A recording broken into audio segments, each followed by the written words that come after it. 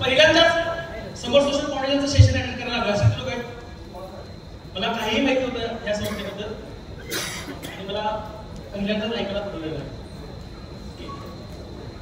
बऱ्यापैकी 70% लोक नवीन होते, ज्यांचं विस्तार अधिकारी म्हणून प्रमोशन झालेलं आहे. अशी किती लोक आहेत?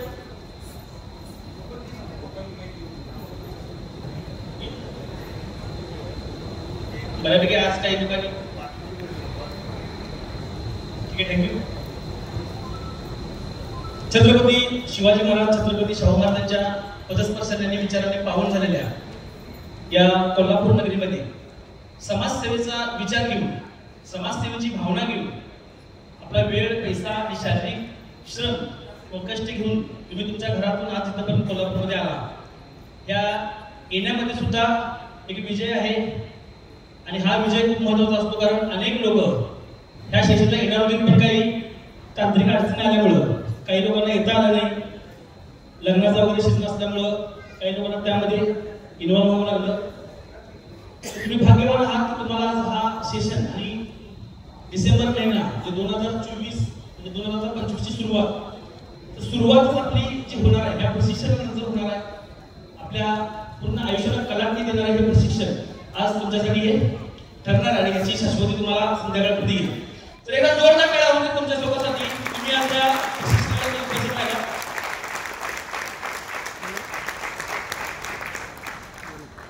माझी ओळख करून देतो. जुन्या लोकांना ओळख आहेच, पण नवीन लोक असल्यामुळं थोडंसं संस्थेची पार्श्वभूमी पण सांगणं खूप गरजेचं आहे. नारायण पवार साहेब हे आमच्या संस्थेचे झोनल ऑफिसर आहेत. त्यांनी खूप चांगल्या पद्धतीने आपल्याला माहिती दिली. एकदा पवार साहेबांसाठी सुद्धा जोरदार टाळ्या व्हायला पाहिजे. माझं नाव असलम शेख, माझं गाव पिंपळगाव खुर्द, कागद तालुक्यातील एक छोटंसं गाव. या गावातून मी आहे.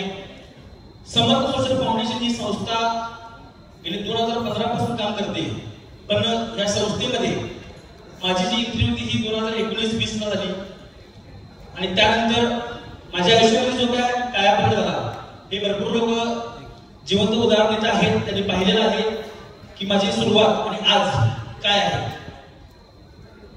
माझ्याबद्दल सांगायचं पहिल्यांदा मी समर्थ सोशल फाउंडेशन या संस्थेबद्दल सांगतो. आता बऱ्यापैकी लोक इथे जे आलेले आहेत त्या लोकांना पहिल्यांदा विनंती करतो की तुमच्याजवळ जो मोबाईल आहे तो कृपया सायलेंट करा, कारण दिवसभर आपण ह्या सेशनमध्ये असणार आहे.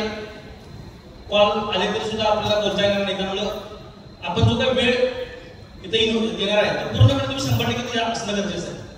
कारण तुम्ही भरलेली फी 1600 रुपये तुम्ही बाहेर जाऊन परत मिळवू शकताय, पण आजचा दिवसभर जो वेळ तुम्ही देणार आहे तो परत तुम्हाला मिळणार नाही. त्यामुळं कुणालाही कुणाचा डिस्टर्ब होऊ नये यासाठी मोबाईल सायलेंट करा. आपल्या समोर काही चेअर्स रिकाम्या असतील तर कृपया समोरच्या चेअर्सला बसा. जी लोक लेट नाही येणार आहेत, अजून खूप लोक आहेत की जी ऑन द वे आहेत. काही लोक स्टँडवरती आलेले आहेत, काही लोक हॉटेलमध्ये फ्रेश होतात. तर लेट येणाऱ्या लोकांना ते सोयीस्कर होईल. त्यामुळे आपल्या समोरची चेअर रिकामी ठेवू नका.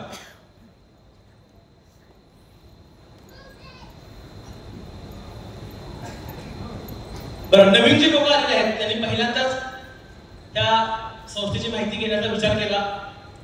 कोल्हापूर जिल्ह्यात किती लोक आहेत?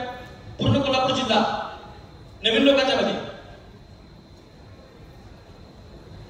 ओके, कोल्हापूर पासून आपण एक पुणे किंवा मुंबई अंतरामध्ये 500 किलोमीटरचं अंतर. किती लोक आहेत? 500 किलोमीटर पेक्षा जास्त लांबून आलेले किती लोक आहेत?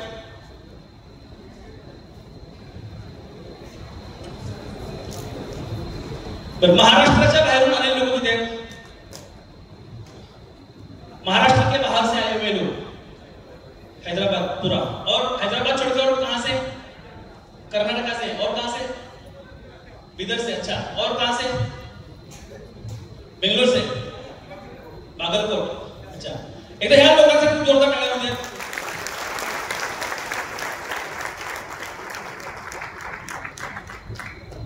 खूप लांबून लोक आलेले आहेत. तुमच्या माहितीने सांगतो, महाराष्ट्रातल्या लोकांचा काही प्रॉब्लेम नाही, पण हैदराबाद विदर्भची नावं सांगितले, मी मगापासून जे काय मराठीत बोललोय त्यांना काही कळलेलं नहीं है। फिर भी आप लोगों का भी हम फिर से स्वागत करते हैं आज कोल्हापुर में। हम सब महाराष्ट्र के लोगों की तरफ से आप सबका जोरदार तालियों के साथ स्वागत। आज समर्थ सोशल फाउंडेशन ही संस्था गेले 2015 पासून कोल्हापूरच्या एका गल्लीतून सुरू झाली होती। आज आम्ही जे पाहतोय हे आमच्या विचारातही नव्हतं, डोक्यातही नव्हतं आणि कुठल्या कामावरती प्लॅनही केला नव्हता। आज ही संस्था गल्लीतून सुरू झालेली संस्था 13 देशांमध्ये कार्य करते आणि 13 देशांमध्ये कुठल्याही प्रकारचं मार्केटिंग सारखं, एमएलएम सारखं, चेन सारखं किंवा कुणाला तरी टोपी घालण्यासारखा प्रकार किंवा इन्व्हेस्टमेंट स्कीम अशा कुठल्याही प्रकारच्या भ्रमित गोष्टी न सांगता एका शाश्वत आणि सामाजिक मुद्दा घेऊन काम करणारी ही भारतातील एकमेव संस्था आहे। एका संस्थेसाठी जोरदार मिळावी। तर समर्थ सोशल फाउंडेशन ही संस्था ज्या लोकांनी सुरू केली, जे फाउंडर आम्ही आहोत, सुरू करण्याआधी सुद्धा आमच्या डोक्यात विचार नव्हता की अशी काही व्यसनमुक्ती, मधुमेहमुक्ती, मग ते अँटॉक्सिटी स्प्रे अशा काही गोष्टी आणायच्या आहेत। हे काहीही प्लॅन नव्हता, कुठल्याही कुणाच्या डोक्यात नव्हतं। वैयक्तिक लेवलला आम्ही जे काही समाजकार्य करत होतो, तर वैयक्तिक लेवलच्या समाजकार्याला एक चांगलं लूक यावं, एक वेटेज यावं, ह्या भावनेतून समर्थ सोशल फाउंडेशन या संस्थेची आम्ही निर्मिती केली। की वैयक्तिक लेवलला तुम्ही करोडो रुपये जरी दानधर्म केला, समाजकार्य केला, तर त्याला एक व्हॅल्यू येत नाही। पण एका संस्थेच्या माध्यमातून, एका संघटनेच्या माध्यमातून जर आपण पुढे आलो तर त्याला काय येतं, म्हणजे आता नुकताच इलेक्शनचा पिरियड गेला बघा, अपक्ष असले की जरा त्याला काय असतं, म्हणजे त्यांना मागं पुढे कोण असा विषय असतो। पण जर पक्ष असला, भले छोटा असू दे, पण काहीतरी आहे, म्हणजे हा अनाथ, हा अशा अनेक लोक होतो जे वेगवेगळ्या व्यवसायामध्ये होतो। कुणाचं कन्स्ट्रक्शन लाईन मध्ये काम चालू आहे, कुणाचं मेडिकल लाईन मध्ये काम चालू आहे, काही लोकांचं हॉटेल लाईन मध्ये काम चालू आहे। माझं जर मानायचं म्हटलं तर माझं आमच्या गावचे काही लोक आले त्यांना माहिती आहे, माझ्याकडे बारशापासून मैतापर्यंत सगळं काही, बारशापासून मैतापर्यंत सब कुछ मिळतं आपले पास। म्हणजे आमचे लाकडाचे दुकान सुद्धा आहे, कपड्याचं दुकान पण आहे, सोन्याचं दुकान पण आहे, वेगवेगळे व्यवसाय आहेत। आणि हे व्यवसाय करत असताना सुद्धा आम्ही जे काही इन्कम करत होतो त्यातून आमची भावना असायची की आपण समाजाचं काहीतरी देणं लागतो। आणि हे वाक्य फक्त आम्ही शाळेत किंवा असं भाषणात ऐकत होतो, तर प्रॅक्टिकली समाजाचं काहीतरी देणं लागतो या भावनेतून आम्ही समाजकार्य करत सुद्धा होतो। MH09 3245 ही नंबर गाडी कोणाची आहे? MH09 म्हणजे कोल्हापूरचं असणार। 3245 324 आपल्याकडे कोण आहे? रॅम्पवर गाडी, बाहेर रॅम्पवर तिथं पार्किंग केलेली आहे। ओके, नाही ना, बाहेरच दिलो। तर समाजकार्य करायचं ह्या विचारातून आम्ही नेहमी काही ना काहीतरी ऍक्टिव्हिटी करायचो। मग ते वृद्धाश्रम असेल, अनाथाश्रम असेल, किंवा गरीब मुलांच्या शिक्षणाचा खर्च असेल, गरीब मुलींची लग्न असतील, विधवा विवाह असेल, अशा वेगवेगळ्या ऍक्टिव्हिटीमध्ये आमचा जो ग्रुप होता तो कंटिन्यू ऍक्टिव्ह असायचा। तिथं फायनान्शियल हेल्प असेल, आर्थिक मदत असेल, कपड्याच्या स्वरूपात मदत असेल, धान्याच्या स्वरूपात मदत असेल, आमचे काही वाढदिवस किंवा ज्या काही गोष्टी असायच्या इव्हेंट वगैरे, तर ते आम्ही घरी साजरे न करता अशा लोकांच्या मध्ये जाऊन साजरे करत होतो की त्यांना सुद्धा असा फील यावा की एक फॅमिली आहे, मी पोरगा नाही किंवा माझ्या मागे सुद्धा कोणीतरी आहे, हा आधार त्यांना मिळावा। ह्या हेतूने आम्ही अशा ठिकाणी जाऊन ती इव्हेंट साजरे करत होतो। पण हे वैयक्तिक लेवलला असायचं।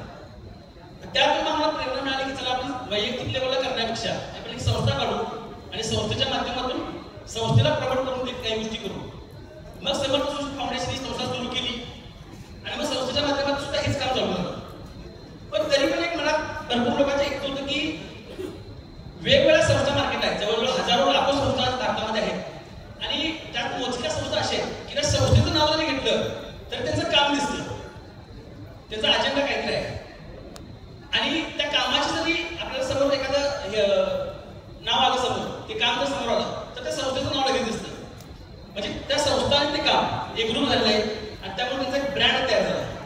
मग समर्थ सोशल फाउंडेशनचा ब्रँड काय, समर्थ सोशल फाउंडेशनची ओळख काय, समर्थ सोशल फाउंडेशनचा अजेंडा काय, आणि ह्या सर्व गोष्टींचा विचार करत असताना, वेगवेगळ्या सब्जेक्टवरती काम करत असताना, वेगवेगळे सब्जेक्ट आम्ही शोधत असताना आम्हाला असं काही गोष्टी आढळल्या की युनिक काही नाही आहे। भरपूर जण हे काम करतात, आम्ही वेगळं काय करणार आहे। आणि ह्या विचारात असताना सादिक सर जे आपल्या संस्थेचे संस्थापक आहेत त्यांनी एकदा मला ऑफिसला बोलवलं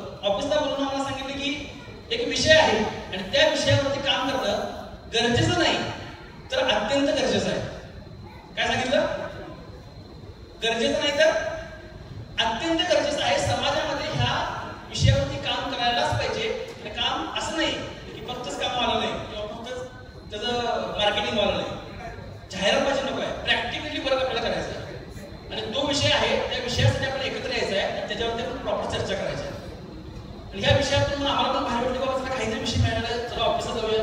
ऑफिसला आलो, एकत्र बसलो आणि त्यावेळी आमच्या समोर सरांनी वर्तमानपत्र ठेवलं, न्यूजपेपर आमच्या समोर तेवढा त्या कालावधीमध्ये घटना घडली होती आणि ती घटना कोल्हापूर नगरीमध्येच आहे.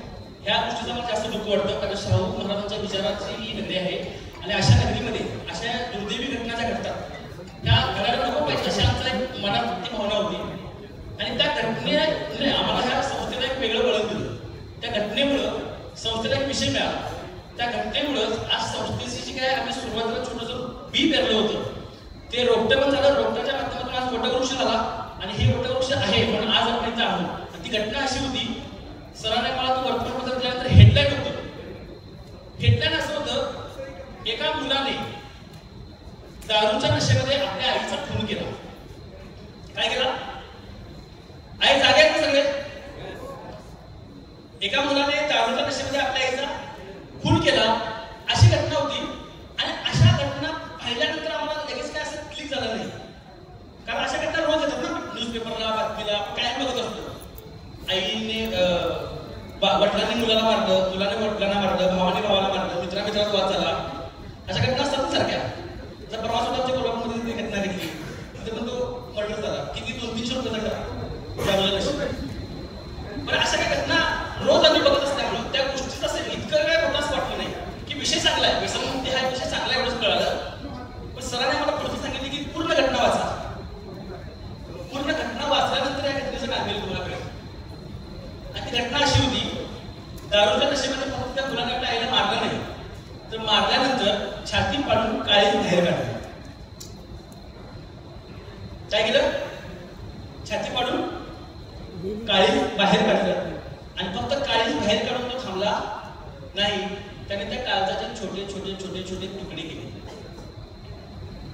थोडं इमॅजिन करा की आईचं काळीज काढलेलं आहे, काळीज बाहेर काढलेला आहे, त्या काळजाचे छोटे छोटे तुकडे करतोय तो व्यक्ती. आणि फक्त काळजाचे छोटे छोटे तुकडे न करता त्या व्यक्तीनं चटणी मीठ लावून ते काळजाचे तुकडे रात्रभर तो भाजून खात होता.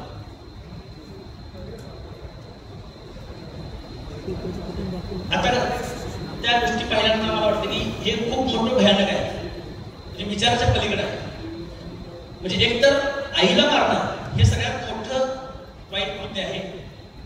ज्या जन्माला त्या आईनं 9 महिने पोटात ठेवून ज्या अपेक्षेने जन्म दिला, ज्या अपेक्षेने लहानाचा मोठा केला की हा मोठा झाल्याचा माझा आधार होईल, तिच्या आधारावर मी पूर्ण आयुष्य मी जगितो, आणि ह्या अपेक्षेवरती तुम्ही पाणी फिरलंच. पण आईला मारणं हे एक मोठं कृत्य करून तिथंपर्यंत न थांबता ते काळीज बाहेर काढणं, काळजाचे तुकडे करणं आणि त्याचं चटणी मीठ लावून भाजणं, म्हणजे ते विचाराच्या पलीकडे होतं. आणि ही घटना घडली कोल्हापूरमध्ये. किती लोकांना माहिती आहे घटना?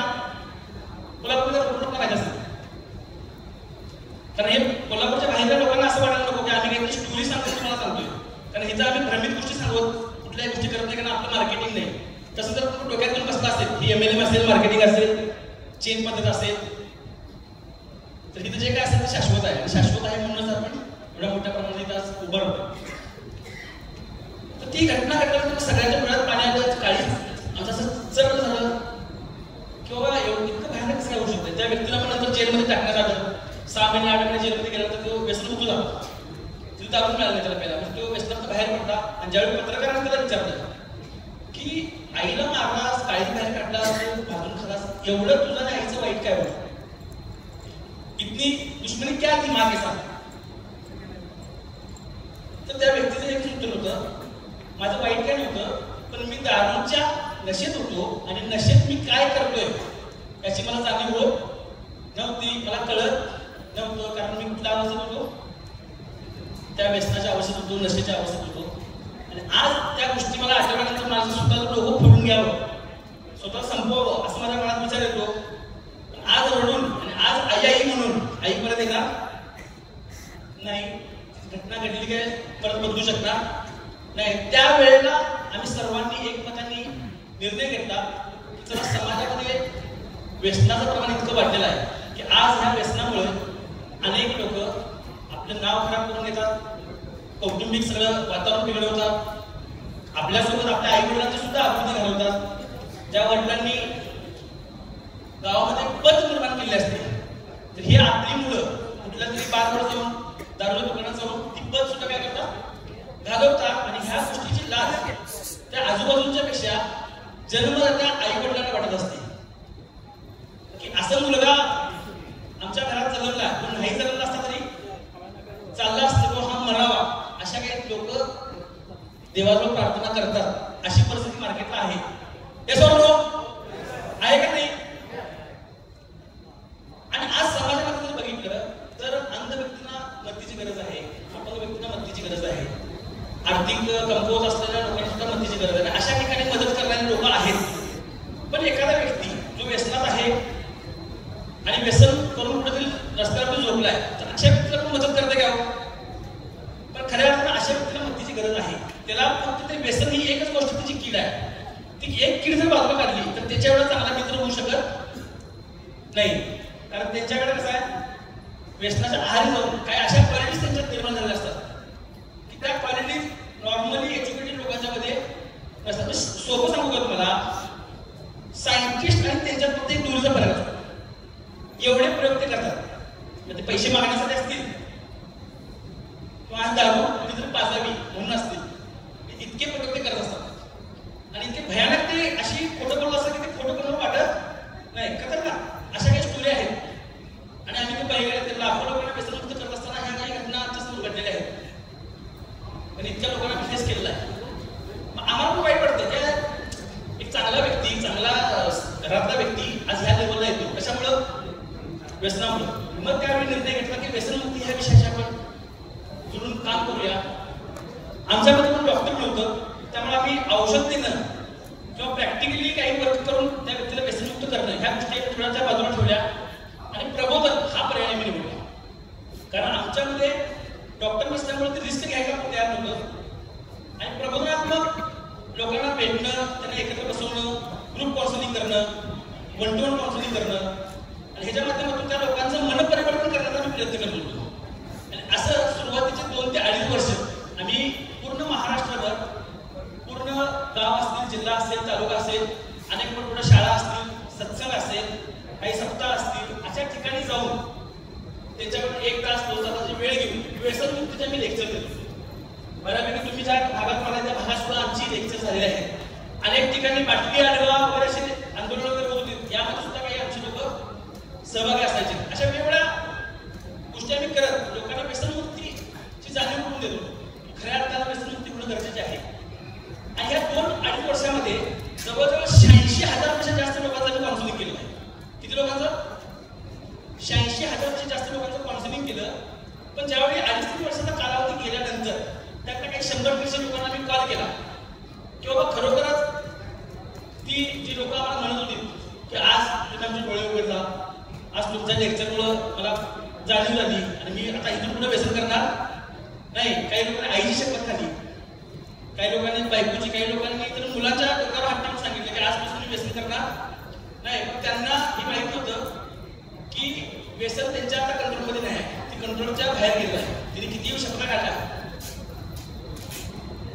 तर ती व्यसनात बाहेर येऊ शकत नाही कारण व्यसनाने त्यांना कंट्रोलमध्ये केलेलं आहे ती किती गेली ती थांबा मारला पण व्यसन करणार बायका पोरं सोडायला ती लोक तयार होतात पण व्यसन सोडायला तयार होत नाही अशाच कारणामुळे अनेक कुटुंबामध्ये काही प्रॉब्लेम होतात आणि त्या प्रॉब्लेममुळे मग अनेक कुटुंब उद्ध्वस्त होतात मुलं वडिलांना किंमत देत नाही वडील मुलांना किंमत देत नाही बायको नवऱ्याला मानत नाही अशा घटना घडायला चालू होतात त्याच्या मागचं मूळ कारण आहे व्यसन आणि मग ह्या व्यसनासाठी प्रबोधन हा पर्याय निवडून आम्ही ज्यावेळी प्रयत्न केला ज्या लोकांनी शब्दा खाल्या त्यांना कॉल केलेल्या लोकांनी एकाही व्यक्तीने व्यसन सोडलेलं आम्हाला सांगितलं नाही उलट त्यांच्या फॅमिलीने काय सांगितलं की सर तुमचं 2 दिवस लेक्चर नाही ऐकला आणि 2 दिवस तो काही पिला नाही काही नाही केला घरात बसून होता 3ऱ्या दिवशी तो गेला तो 8 दिवस घरला आला नाही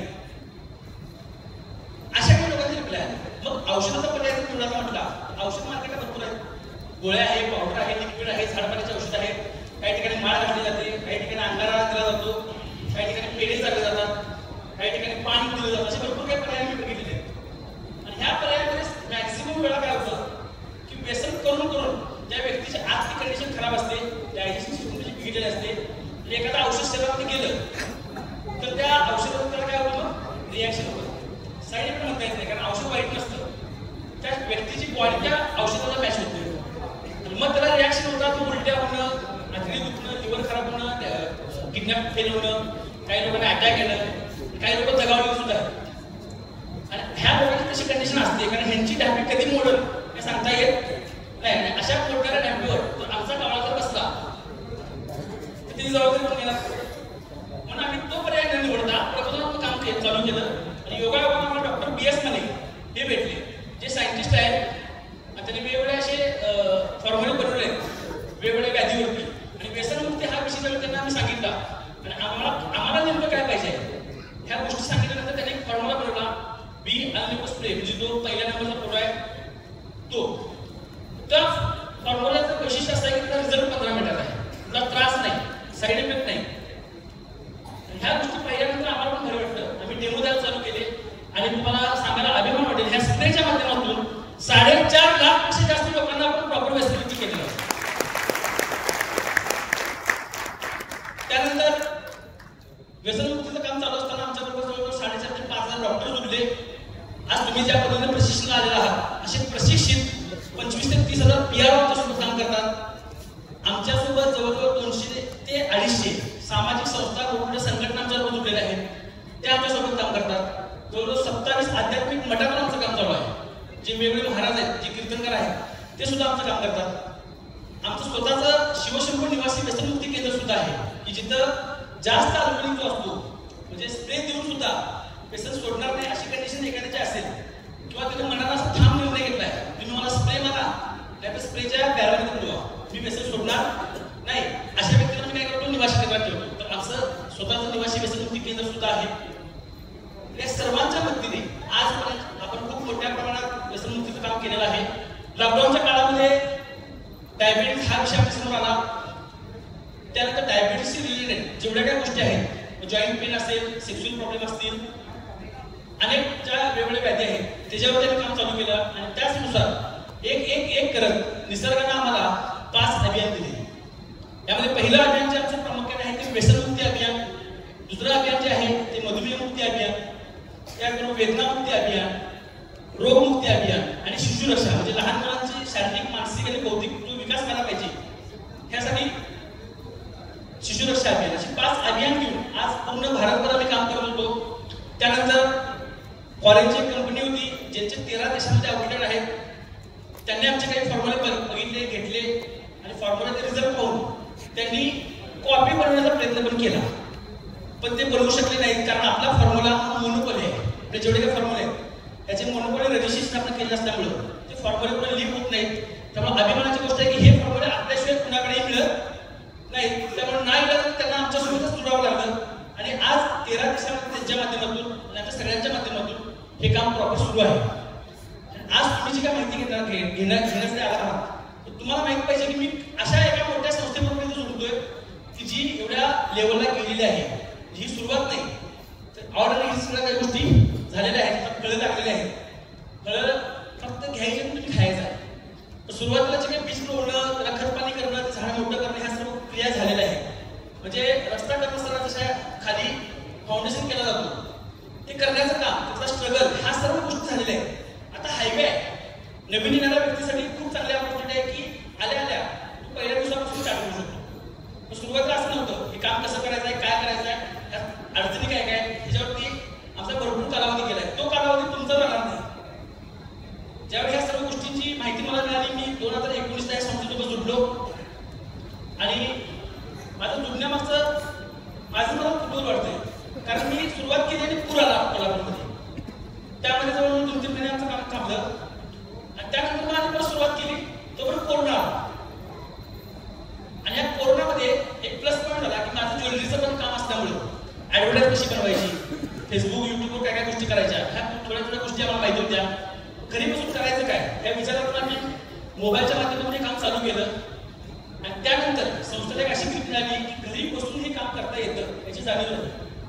आणि त्यानंतर मग आज जे काम वाढलेलं आहे, आज तुम्ही सुद्धा मोबाईलच्या माध्यमातून आला ना, किती लोक आहेत मोबाईलवर माहिती घेतली, आम्ही ज्यांना फोन केला, ज्यांना मेसेज केला, आम्ही एकाकडे बघितलेलं नाही, किती लोक आहेत. आता तुम्ही का आला मला सांगतो, हे जर MLM असतं, मार्केटिंग असतं, चेन पद्धत असती, तर किती लोक आले असतील? किती लोक आले असतील? हे जर मार्केटिंग एमएलए असतील तर कोणच नाही. बरं, समाज कार्यालय किती लोक आले? ओके, मला पैशाची देणगी नाही, पण मी समाजकार्य करायला मला आवड आहे आणि ह्या संस्थेचा विषय चांगला आहे. मी आमच्या भागात केंद्र चालू करून समाजसेवा करणार आहे. तर प्रॉपर समाजसेवा करायची आहे म्हणून मी आलो. अशी किती लोक आहेत प्रॉपर राहतो बघा? अर्धी सेवा नको, पूर्ण. ओके, ठीक आहे, थँक्यू. आणि काही लोक असे आहेत की जे करिअर ऑप्शन म्हणून आमच्या ह्या कामाकडे बघत असतील. अनेक लोकांनी गाड्या घेतलेल्या आहेत, हे सगळ्या गोष्टी बघितलेल्या आहेत. आणि मला पण असं काय व्हायचं आहे, मलाही गाडी घ्यायची आहे, मला घ्यायचं आहे, करोडपती व्हायचं आहे, पैसे मिळवायचे. आणि मार्केटला भरपूर ऑप्शन आहेत, पण हा एक ऑप्शन चांगला आहे. आणि करिअर ऑप्शन, पैसे मिळवायचे म्हणून किती लोक आले? ओके, ठीक आहे. आता दोन्ही वेळेला मी हात वर केलेला नाही, मग ती लोक काय आले? दोन्ही वेळेला मी हात वर केला, मी आलो का? मला बांधून आहे. हिंदी में चालतो जी जी. आता जी जी, आपको हिंदी में ही आप पहली बार आए? आता बस आप हिंदी वाले पहली बार आए? कितने लोग हैं? जरा हिंदी में चाहिए, और एक को चाहिए. ओके, ठीक है. अभी कोल्हापुर का कैसा है? बहुत लोगों को मालूम है कोल्हापुर की मराठी, और मराठी लोगों को समझ में नहीं आती, तो बहुत हेवी रहती है. तो अगर हम इसमें हिंदी डालेंगे, हाँ, समझ में नहीं आता. गिल्ला, तो ठीक है, थोड़ा सा मराठी में भी इनको बोल देंगे. तो ये संस्था की शुरुआत हुई, ये सब सब्जेक्ट आपको मालूम है, आपने बोला भी होगा. वही जो नए लोग आए उनके लिए रिपीट कर रहा हूँ मैं. मैंने मराठी में ऐसा अलग कुछ नहीं बोला, जो आपको मालूम है वही बोला है. ओके, आप उनको थोड़ा समझा बाद में, चलो हम मिलेंगे बाद में. ओके, हिंदी बोला नाही डोक्यात टाका, जी बोलत नाही तुम्हाला शिकवतो. तर ह्या संस्थेच्या माध्यमातून करिअर पण होईल, पैसाही मिळेल आणि समाजकार्य होईल. ह्या सर्व गोष्टी एकत्र करून आपण हा एक प्लॅटफॉर्म तयार केला. या प्लॅटफॉर्मवरती अनेक लोकांचं करिअर झालेलं आहे. आज या संस्थेसोबत महिन्याला 5 लाख रुपये मिळवणारी लोक भरपूर आहेत. ते सोडून महिन्याला हायेस्ट 30 लाख रुपये मिळणारे सुद्धा लोक आपल्या संस्थेत आहेत. किती महिन्याला? 30 लाख रुपये. आणि महिन्याला 1000 रुपये मिळणारा माणूस सुद्धा मोबाईलवरच काम करतो घरात बसून. आणि महिन्याला 30 लाख रुपये मिळणारा माणूस सुद्धा घरात मोबाईलवर बसतो आणि मोबाईलवरच काम करतो. अशी संधी घ्यायला आवडेल तुम्हाला? तर या संधीची माहिती आपण घ्यायची आहे. तुम्ही इथं पूर्णपणे इथं इन्व्हॉल्व असणं गरजेचं आहे. शारीरिक, मानसिक सर्व बाजूंनी ह्या हॉलमध्ये असायला पाहिजे. आणि इथं आलेले विचार करता घरचा चालू आहे असा नको. तर आज सगळं इथं, तर हा पूर्ण दिवसभराचा सेशन तुम्हाला अटेंड करायचा आहे, पूर्णपणे एन्जॉय करायचा आहे. तुमची इन्व्हॉल्वमेंट यायला पाहिजे. जोक झाला तर हसायला काही हरकत नाही, रडायचं वाटलं तर रडू शकताय, पण ओरडायचं नाही. लई ओरडायला एकदम मोठा असं पण नको, पण हसणं गरजेचं आहे. कारण देवानं हसणं हे फक्त माणसाला दिलेलं आहे. इतर कुठला प्राणी हसताना बघितलं आपण? हसण्यासारखा दिसतो, पण हसतो काय तो? हसण्याची जी काय देणगी आहे हे कुणाला दिलेली आहे? आपण कोण आहोत? आता हिची दिवसभर शाश्वती व्हायला पाहिजे. समोरला हसतोय म्हणून हसायचं नाही. आता त्यांचा प्रॉब्लेम आहे, त्यांना मराठीचं काही कळलं नाही. ती का हसतात म्हणजे हसतात, असं कोणतं होणार आहे? पण आपण त्यात कष्ट करायचं नाही, आपल्याला जो कळलं हसून रिकाम व्हायचं. ओके, तर हा दिवसभराचं सेशन कशा पद्धतीने होणार आहे, दिवसभराच्या सेशनचे लोक कसे असणार आहे, ह्या गोष्टी सांगण्यासाठी सुद्धा माझे मित्र, माझे सहकारी आणि आमचे गुरुबंधू, मी त्यांना इन्व्हाइट करतो. लोक टाळ्या त्यांना सुद्धा बोलू. सुहास पाटील सर, सेशनची माहिती आपल्याला कळेल आणि आपली इन्व्हॉल्वमेंट काय असेल ते तुम्हाला समजावून सांगतो.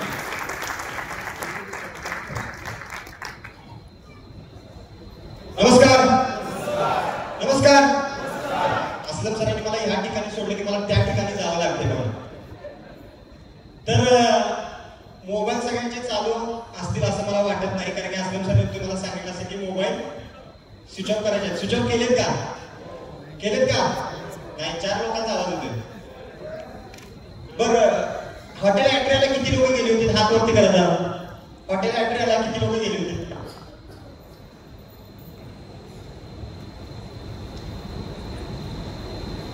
ठीक आहे, हात खाली करा. तर तुम्हाला मिसळ मिळाली का? मिसळ मिसळ मिळाली का? मिसळ चांगली होती ना? कारण तुम्ही कोल्हापुरात आले, कोल्हापुरात जरा मिसळ चांगली मिळते म्हणून मी हॉटेलवाल्यांना सांगितलं होतं की आपली लोक येणार आहेत, ती सुद्धा विस्तार अधिकारी होण्यासाठी काही लोक येणार आहेत, काही लोक विस्तार अधिकारी झाले, आणि ह्या सगळ्या लोकांना मिसळीचा तडका दिला पाहिजे का? कारण की हॉलमध्ये आल्यानंतर झोपू नये. तर परत एकदा मी सुहास पाटील आपल्या सगळ्यांचं हॉटेल सह्याचे मनपूर्वक स्वागत करतो. बरीच लोक आपल्या संस्थेमध्ये सिनियर विस्तार अधिकारी होती, ते आज काय झालेले रिजनल ऑफिसर झालेले आहेत. आज तुम्ही सिनियर पीआरओ होता. बरेच लोक या हॉलमध्ये असे जे सिनियर पीआरओ होते, काही लोक आहेत सुद्धा, पण त्यांचं आज काय होणार आहे? प्रमोशन होणार आहे. काय होणार आहे? प्रमोशन होणार आहे. मग प्रमोशन जर होणार असेल तर त्या प्रमोशनाचा आनंद तुमच्या चेहऱ्यावरती दिसला पाहिजे. बरीच लोक इथं बसताना अशी बसलेली आहेत, असलम सरांनी काय सांगितलं तुम्हाला मला माहित नाही, की एकदम सिरियस होऊन बसलेले आहेत. तुम्हाला साहेबांनी स्टोरी सांगितली काय? संस्था कशी चालू झाली, काय झाले, काळीचं बाहेर काढलं, त्या सगळ्यात नाही ना तुम्ही? त्यातनं बाहेर आला ना? तर बाहेर येणं गरजेचं आहे. काय येणं गरजेचं आहे? कारण की एखादा व्यक्ती एखाद्या दुःखामध्ये जास्त काळ जर राहिला तर काय होतं? मग काय लोक त्यात आत्महत्या सुद्धा करतात. त्यामुळे दुःख कधी धरायचं, कधी सोडायचं, आनंद किती धरायचा, किती सोडायचा हे प्रत्येकाला कळणं गरजेचं आहे. आणि ते जर कळालं तर माणूस चांगल्या पद्धतीने जगू शकतो. बरीच लोक असे आहेत, एखादी वस्तू जर घेतली तर त्या वस्तूमध्ये एवढं समाधान मानतात की त्या वस्तूला सोडतच नाही. काय लोक बघा, गाडी जर घेतली तर गाडीच्या पाठीमागे ती एवढी पळत असतात, जवळजवळ 1 महिने 2 महिने 6 महिने वर्ष जर झालं तरी देखील गाडीवरती डाग जरी पडला तरी तो दुःखीने पुसतो त्याला डाग सुद्धा पडत झालं. आणि जरी डाग जर दिसला तर काय करतो? तुका लावून पुसते. म्हणजे एवढी गुंग झालेली असतात त्याच्या की त्याला कळत सुद्धा नाही की ह्याच्या पुढची सुद्धा गाडी आपल्याला घ्यायची आहे. मग कधी समाधान मानायचं, कधी सोडायचं आणि कधी स्वप्नाची पूर्ती करायची हे आपल्याला कळणं गरजेचं आहे. आणि ते जर कळालं तुम्हाला तर तुम्ही आयुष्यात यशस्वी होऊ शकता. कुठल्याही गोष्टीत समाधान जास्त काळ आपण ठेवू शकत आणि समाधान जर मांडला तुम्ही तर तो माणूस संपला. समाधान जास्त काळ राहू शकत नाही. आणि समाधान जर तुम्ही एखाद्या गोष्टीत सारखं मारायला जर चालू केला तर तुम्हाला भविष्यात जे स्वप्न पूर्ण करायचे, जे पैसे कमवायचे ते तुमच्या आयुष्यामध्ये येणार नाही. ते जर यायचे असतील तर एखादी गोष्ट जर तुम्ही घेतली असेल तर त्याचा आनंद 1 दिवस 2 दिवस 10 दिवस महिनाभर करा, पण त्याच्यानंतर दुसऱ्या गोष्टीच्या तुम्ही पाठीमागे लागलं पाहिजे. आलं का लक्षात? जर तुम्ही त्या गोष्टीच्या पाठीमागे राहिलाच नाही, त्याच्यात जर समाधानी मानत असाल तर तुमच्या आयुष्यामध्ये महत्वाच्या ज्या गोष्टी आहेत, ज्या भविष्यात तुम्हाला मिळणार आहेत त्या मिळू शकत नाही.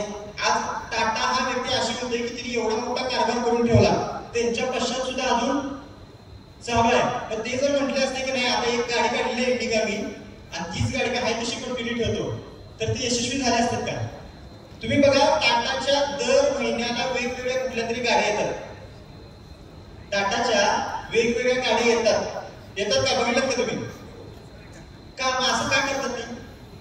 कारण ती एकाच्या पाठीमागे सारखं लागत नाही. एखादं स्वप्न त्यांचं पूर्ण झालं की परत दुसरं स्वप्न ते तयार करतात. जसं की नॅनो एक गाडी तिने आणली होती आणि ती नॅनो गाडी तिने मार्केटला चालवून दाखवली. आज तीच नॅनो गाडी अपडेट होऊन परत येणार आहे.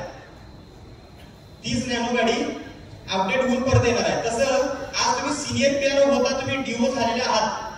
आजच्या या मीटिंग पासून तुम्ही डीओ होणार आहात. तर डीओ आमचा असा आहे, काय डीओ लोक असे आहेत जी 10 प्रोडक्ट गेले तरी समाधान आहे. 10 प्रोडक्ट बेचे तो भी वो आदमी सेटिस्फाई रहता है. कुछ लोग ऐसे 50 प्रोडक्ट ले गए तो भी सेटिस्फाई रहते हैं. कुछ लोग ऐसे जब 100 प्रोडक्ट गए तो भी सेटिस्फाई रहते हैं. MH09 3245 गाडी कोणाची आहे? 324145 3245 कोणाची गाडी आहे? MH09 किती नाही साहेब, ती गाडी जरा खाली काढायची. तर समाधान कधी मानायचं, कधी त्याला हे करायचं हे आपल्या हातात असतं. आणि जर तुम्ही समाधानी राहिला तर तुम्हाला मोठं यश भविष्यात मिळू शकत. आणि ते जर मिळवायचं असेल तुम्हाला तर आज ज्या गोष्टी तुम्हाला मिळालेल्या आहेत त्याच्या पुढच्या गोष्टी मिळवण्यासाठी काय केलं पाहिजे ह्याच्यासाठी तुम्ही धडपडत राहणं गरजेचं आहे.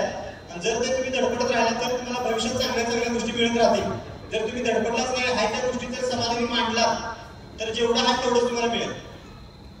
त्याच्या पुढे काय मिळू शकत नाही मग आज तुम्ही सिनियर पीआरओ होता, आता डीओ झालेला आहात. आपल्या संस्थेमध्ये काही डीओ असे आहेत ज्यांचा इन्कम 50,000 रुपये आहे. आपल्या संस्थेमध्ये काही डीओ असे आहेत ज्यांचा इन्कम 1 लाख रुपये आहे. आपल्या संस्थेमध्ये काही डीओ असे आहेत ज्यांचा इन्कम 3 लाख रुपये आहे. आणि आपल्या संस्थेमध्ये काही डीओ असे आहेत ज्यांचा इन्कम 7 लाख रुपये देखील आहे. जे डीओ होते आज ते रिजनल ऑफिसर झालेले आहेत. आपल्या संस्थेमध्ये काही लोक असे आहेत ज्यांच्याकडे 800 गाडी होती कधीतरी. आपल्या संस्थेमध्ये काही लोक असे आहेत ज्यांच्याकडे आज XV सारखी गाडी आहे. जे डीओचं मी सांगतो तुम्हाला, जे डीओ होते त्यांचं जे अपडेट झालेलं आहे रिजनल ऑफिसर म्हणून, पण त्या डीओनी काय काय कमी आहे थोडक्यात मी तुम्हाला सांगतोय. आपल्या संस्थेमध्ये काही डीओ असे आहेत जे आज XV गाडी घेऊन फिरत आहेत. आपल्या संस्थेमध्ये काही डीओ असे आहेत जे आज फॉर्च्युनर सारखी गाडी घेऊन फिरवत आहेत. फॉर्च्युनर गाडी कोणाकडे असते जास्त? आमदारांच्याकडे, मंत्र्यांच्याकडे जास्त असते. आणि ती फॉर्च्युनर गाडी घेणं सोपं आहे, मेंटेन करणं अवघड आहे. कारण की हत्ती घेतला आणि हत्तीला तुम्ही फक्त पेंटी टाकली तर त्याचं पोट भरलं त्याचं. मग हत्तीला काय टाकायला पाहिजे? खाना पण तसा पाहिजे. तसं फॉर्च्युनर म्हणजे हत्ती आहे. आणि त्या हत्तीला अपडेट ठेवण्यासाठी, व्यवस्थित चालवण्यासाठी त्याच्यात तेल पण तसं टाकलं पाहिजे ना. मग आपल्या संस्थेचे जे काही डीओ आहेत, जे होते आज रिजनल ऑफिसर झालेले, त्या डीओची मानसिकता ह्या लेवलला गेली, त्यांचा इन्कम ह्या लेवलला गेला की ती लोक आज फॉर्च्युनर गाडी मेंटेन करतात. हे फार महत्वाची गोष्ट आहे. MLM मध्ये, मार्केटिंग मध्ये बरीच लोक मोठमोठ्या गाड्या घेतात ईर्ष्येपोटी, पण काही लोकांच्या गाड्या 6 महिन्यात, 5 महिन्यात, 1 वर्षात जातात. पण आपल्या संस्थेमध्ये डीओ लोक अशा जी गाडी आज फॉर्च्युनर फिरवत आहेत ती 1, 1.5, 2 वर्ष फिरवत आहेत. असं करिअर तुम्हाला देखील करायचं आहे. डीओ म्हणून तुम्ही त्या पद्धतीचे होणार आहात. आणि डीओ जर होणार असाल तर तुमची मानसिकता ब्रॉड पाहिजे. काय पाहिजे? मानसिकता तुमची मोठी पाहिजे. काही लोकांची मानसिकता फार छोटी असते. तुम्ही नाश्ता करायला गेला कुठेतरी शेजारचा मित्र दिसला तर काय मित्र पळून जातात तिथनं, माहिती आहे तुम्हाला? बघा बरेच लोक असतील. काय लोक जर जेवायला दिसले, तिथं जर काही पाहुणे दिसले तर हॉटेल चेंज करतात ती. मग असा होता डीओ असेल तर, आणि असा डीओ आपल्या संस्थेचा होता पण कामा नाही. मानसिकता तुमची मोठी पाहिजे. काय लोक तर असे आहेत, काही लोकांना आपल्या गाडी घेऊन यायला लागते म्हणून लवकर निघाले असतील. येऊ दे तिकडे बसलं, मी काय त्याला पकड नेऊ. त्यामुळं सगळ्या डीओची मानसिकता मोठी असणे गरजेची आहे. तुम्ही जर मानसिकता मोठी केली तर तुम्हाला चांगले पैसे मिळू शकतात. मानसिकता जर तुटपुंड्या विचारायची जर असेल तर भविष्यात चांगले पैसे मिळू शकत नाही. आपल्या संस्थेमध्ये बरीच लोक असे आहेत, काय लोक जर पीआर लोक नाश्ता जर करत असतील तर त्यांनी पैसे देऊन कधी गेले कळत नाही. कधी पैसे दिले, कुणी दिले काय कळत नाही. आमच्यासोबत जर लोक फिरला असेल प्रवासाला किंवा ट्रिपला जर इकडे तिकडे कोण आला असेल तर त्यांना माहित आहे की संस्थेची लोक कसे आहेत. जेवायला खायला जर बसलीत लोक तर तिथे किती रुपये खर्च होतो आम्ही कोणच बघत नाही. आणि ती सगळी मानसिकता खालच्या लोकांची सुद्धा झालेली आहे. आणि तशीच आपल्या सगळ्या विस्ताराधिकारी लोकांची सुद्धा झाली पाहिजे. कारण तुम्ही जर खायला एखाद्या व्यक्तीला घातलं, त्याने खाल्लं, पण त्याच्या आत्म्याचे जे काही आशीर्वाद आहे ते तुम्हाला लागणार आहे. आणि तो जे आशीर्वाद आहे ते भविष्यात तुम्हाला लाखो रुपये बनवून देणार आहे. आणि त्याच्यासाठी आपल्या विस्ताराधिकाऱ्यांनी काम करायचं आहे. ज्याच्या वेळी तुम्हाला विचार येईल की मी आता ह्या हॉटेलला गेलोय, माझा शेजारी पाजारी पण आलेला आहे आणि मी त्यांच्यासोबत जर बसलो तर मला बिल पेड करायला लागेल, अशी ज्यावेळी मानसिकता येईल, तुमचं लोन जर खच्चीकरण होत असेल तर तुम्ही विस्तार अधिकारी नव्हे, म्हणजे तुमचा इन्कम अजून त्या लेवलला गेलेला नाही. मग त्या लेवलला आधी पात्र व्हा. म्हणजे एखाद्या व्यक्तीला खाऊ घालायची, जेवण्याची, त्याला भरवण्याची तुमची इच्छा होईल.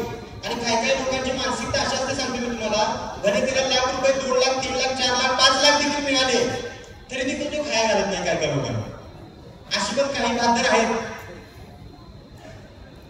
म्हणजे याचा इन्कम चांगला आहे, सगळं चांगलं आहे, पण हे जर घालायची धाडस सुचत नाही कोणाला. असं का असेल तो देतच नाही, घालतच नाही कोणाला. याचं माप दिसतंय की, पण खाया घालायला कमी पडतोय तो. याचा अर्थ काय सांगा, त्याच्या डीएनए मध्ये फॉल्ट आहे. तसा फॉल्ट कोणाचा आहे का जरा चेक करा. आणि तसा फॉल्ट अजिबात ठेवायचा सुद्धा नाही. जे पैसे आपण कमवत आहोत, भले ते रिजनल ऑफिसर असेल, झोनल ऑफिसर असेल किंवा खालचा डीओ असेल, जे पैसे तुम्ही कमवताय की नाही, ह्यात ते कुठलाही पैसा वरती घेऊन आपण जाणार नाही, तुम्ही काय वरती घेऊन जाणार आहे? लोकांचे जे आशीर्वाद आहेत ते वरती घेऊन जाणार आहे. आणि लोक जे आहेत, लोक तुम्हाला सांगतो, एखाद्या व्यक्तीला जर तुम्ही चांगलं खायला घातलं तर ते चांगलं खायला घातलेलं तुमच्या लक्षात ठेवतात सगळेजण. तुम्ही त्याला किती वस्तू दिल्या, किती काय काय दिलं हे कुणी लक्षात ठेवत नाही, कारण त्या वस्तू बाद होणार असतात. पण एखाद्या व्यक्तीला घरात आणून आग्रातीत जर तुम्ही चांगलं केलं, बाहेर येऊन कुठेतरी जीव खायला जर तुम्ही घातलं तर लोक तुम्हाला अजिबात विसरत नाही. साहेबांच्या सोबत मी किती 7 ते 8 वर्षापासून आहे प्रॅक्टिकल मी काम करतोय.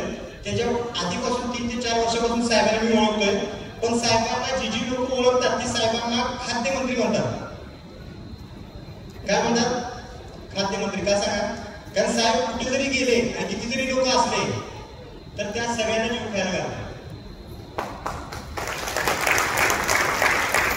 आमच्या सगळ्यात ती साहेबांची सवय आता आम्हाला लागलेली आहे. आमच्यासोबत जी लोक आहेत त्यांना माहित आहे की आम्ही कुठे जरी गेलो, किती जरी मोठी पंगत बसली, किती जरी मोठं हॉटेल असेल तर किती बिल झालं, काय झालं आणि कधी दिलं कोणाला कळत नाही. तीच सवय आपल्या सगळ्या टीममधल्या लोकांना लागली आहे. तीच सवय आज आपण विस्तार अधिकारी लोकांनी लावून घ्यायची आहे. आणि जर तुमचा आत्मा कुठेतरी जर धडपडत असेल आणि मी कसं देऊ, माझं बँक बॅलन्स कमी आहे, तर जोपर्यंत तुम्ही खायला घालत नाही करी तोपर्यंत तुमचा बँक बॅलन्स वाढणार नाही.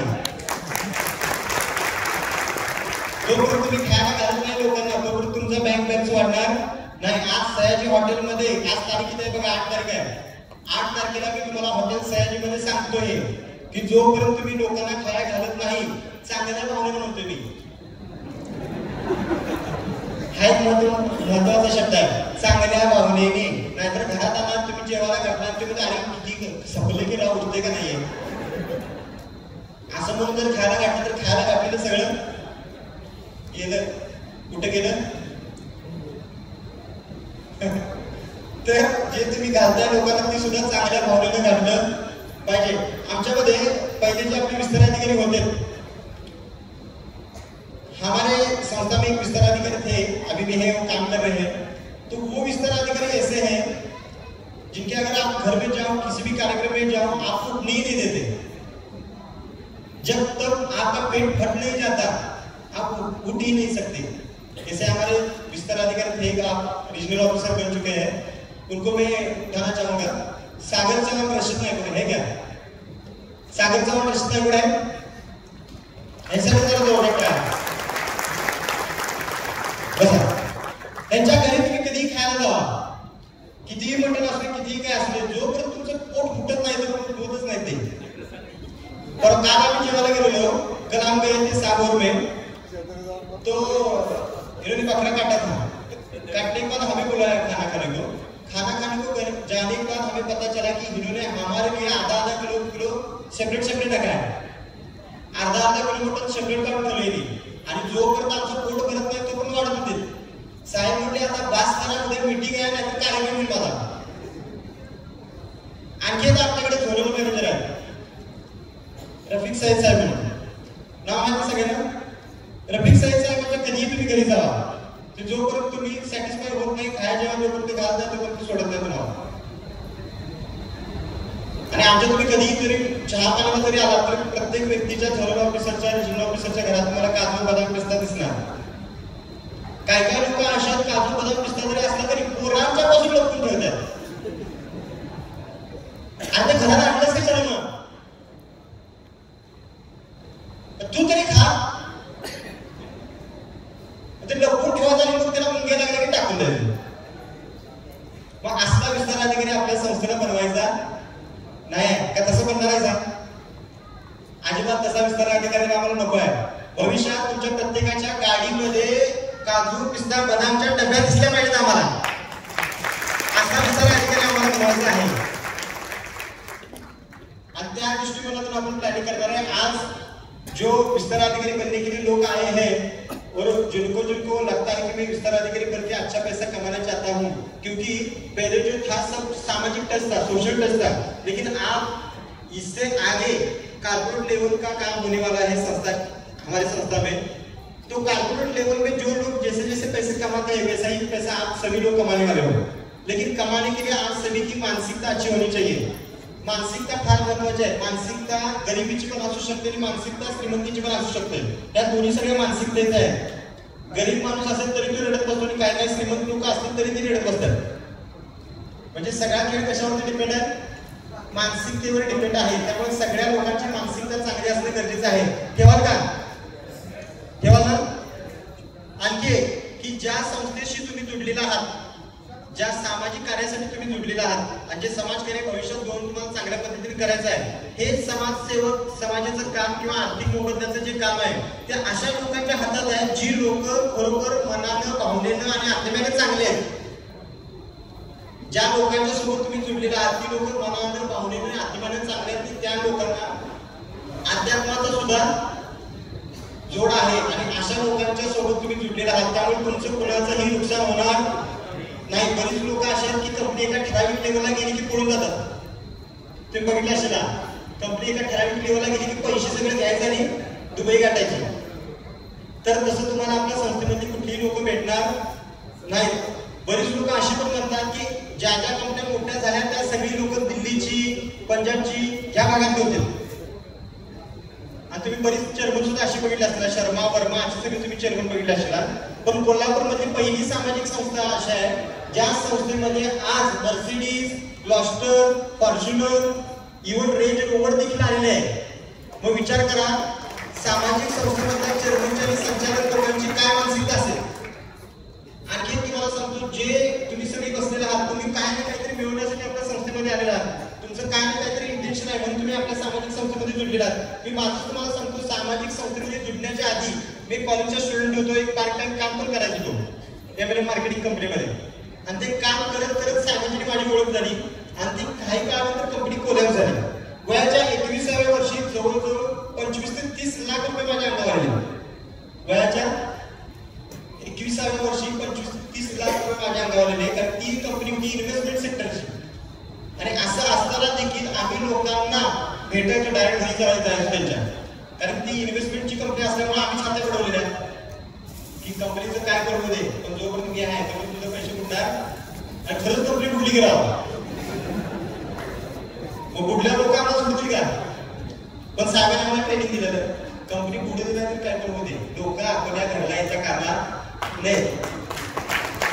हा, त्याच्यासाठी एक कार्यक्रम तुम्ही करू शकता. काय, लोकांचा फोन आला, बिनधास्त उचलायचा, घ्यायचं नाही, कॉल डिलीट करायचा नाही, अवॉइड करायचा नाही, कट करायचा नाही, काय करायचं, फोन उचलायचा. जास्त काय म्हणायला लागला, ठीक आहे सर, ओके, उद्या मी घरी तुमच्या त्याच्याच घरी जायचं, त्याला चहा प्यायचं, त्यालाच सर्व्हिस करायचं, मी घालायचं. असं बरोबर 2 वर्ष आम्ही केलं. आणि 2 वर्षानंतर जसा आम्ही इन्कम व्हायला चालू केला, सरांनी मला सांगितलं होतं की जसा तुमचा इन्कम होत जाईल तसं ते करिअरचं नंतर, घरादाराचं नंतर, पण लोकांचे पैसे आधी फेडायचे आहेत या भावनेने काम करा. कारण की भविष्यात आपण मोठ्या मोठ्या गाड्या घेणार, चांगले चांगले मुंडे बनणार आहे, तर त्याच्या पाठीमागच्या लोकांची शिव्या, श्राप आणि तळतळ यायला नको. त्यामुळे कुठल्याही व्यक्तीचा 1ही रुपये बुडता कामा नाही. असं जवळजवळ 2 वर्षामध्ये मी वैयक्तिक 30 लाख रुपये भागवले लोकांचे. त्याच्यात 1ही माणूस घरी मी येऊ दिला नाही आणि कुणीही आम्हाला शिव्या पण दिल्या नाही. का सांगा, आम्ही पण उचलतो बिनधास्त. आणि जर काही जास्त म्हणाला तर डायरेक्ट घरात जाऊन बसायचो. त्यामुळे लोकांना पण रागीत नव्हता. आणि त्या लोकांना आम्ही सांगितलं होतं की जोपर्यंत आम्ही जिवंत आहे तोपर्यंत तुझा 1ही रुपया मी बुडवणार नाही. MS 50 2581 गाडी कोणाच्या 2581 गाडीची लाईट चालू आहे, गाडीची लाईट चालू आहे, बॅटरी बघून. तर वयाच्या 21व्या वर्षी जसे 30 लाख रुपये माझ्या अंगावर आले, ती एक मानसिकता होती. त्या मानसिकतेमध्ये मी डिप्रेशनमध्ये जाऊन, टेन्शनमध्ये जाऊन आत्महत्या पण करू शकत होतो. पण ट्रेनिंगच्या जोरावर सरांनी सांगितलेल्या जी काही टेक्निक आहेत त्या जोरावरती आम्ही काय झालो, तरलो. आणि म्हणून तर ते तरल्यानंतर आज ही ट्रेनिंग जी आम्ही घेतली त्या बेसिसवर द्यायचं सगळे. कारण की ट्रेनिंग हा पार्ट आपल्या आयुष्यामध्ये फार महत्वाचा असतो. जोपर्यंत तुम्ही ट्रेनिंगला येत नाही, ट्रेनिंगला बसत नाही, तर पुढच्या सगळ्या गोष्टी तुम्हाला समजत नाही. ट्रेनिंग फार महत्वाची गोष्ट आहे. कारण की एखादी गोष्ट तुम्ही जर चांगली करत असाल, वाईट करत असाल, त्याच्यासाठी सुद्धा ट्रेनिंग लागतं. शेतकरी ज्यावेळी असतो तर शेतकरी स्वतःच्या मुलाला शिकवतो शेती कशी करायची, पण तो काय देतोय, ट्रेनिंग देतोय. एखादी मुलगी असेल तर तिची आई शिकवते तिला की भाकरी कशी करायची, म्हणजे तो काय देतो, ट्रेनिंग देतो, तसं समोर संस्थेमध्ये जर चांगलं तुम्हाला करिअर घडवायचं असेल तर दरवेळी तुम्ही ट्रेनिंगला उपस्थित राहणं गरजेचं आहे. आणि ज्या ज्यावेळी तुम्ही ट्रेनिंगला याल त्यावेळी तुम्हाला सगळ्या गोष्टी नवीन अपडेट होत जातील. आणि त्याच ट्रेनिंगच्या जोरावरती ह्या सुहास पाटील साहेबांनी 30 लाख रुपये लोकांचे भागवले पाठीमागच्या 2 वर्षामध्ये. तसं तुम्ही सुद्धा भागवू शकताय का? कारण की आमची मानसिकता चांगली होती म्हणून. जर आम्ही मानसिकता वाईट केली असती आणि लोकांचे पैसे बुडवले असते मग ती लोक ट्रेनिंगला आले असते, मिटिंगला आले असते, साध्या असते, आणखी घेऊन आले असते. त्यामुळं आपल्या सगळ्यांची मानसिकता चांगली असणं गरजेचं आहे. जसे 30 लाख रुपये फेडले तसं परत आम्ही काम करत गेलो आणि ह्या काम करत आज या संस्थेमध्ये गेल्या 7 वर्षामध्ये जवळजवळ 7 करोड प्लस माझा इन्कम झालेला आहे. माझं रनिंग आहे, 31 वर्ष आहे आणि 31 वर्षामध्ये साधं मला स्टेजवरती बोलता पण येत नव्हतं. पुढे दोन लोक जरी असली तरी आम्ही बोलायला पाहिजे. पण आज किती जरी लोक असली तरी आम्ही बोलतोय. का बोलतोय? कारण पाठीमागे तसा पास्ट आहे. बऱ्याच लोकांना लक म्हणतात, काही लोक म्हणतात बघा ज्याच्या आयुष्यामध्ये लक आहे, हे काहीतरी ह्याच्या पाठीमागे काहीतरी आहे म्हणून चांगले पैसे कमवते किंवा हे लकी माणूस आहे त्याचं बरोबर नशीब चांगलं आहे. बरेच लोक असे शब्द वापरतात. पण नशीब लक हे काही नसतंय. तुम्ही पाठीमागे जी कर्म केलेली असतात ना त्याचं फळ तुम्हाला इथे बघायला मिळतं. त्यामुळे तुम्ही त्या ताकदीने त्या जोमाने जर काम करत गेला तर आयुष्यात तुम्हाला सगळ्या गोष्टी चांगल्या मिळू शकतात. त्यामुळे काम करायची ताकद सगळ्यांनी ठेवली पाहिजे. ठेवा का? तर जसं काम करत गेलो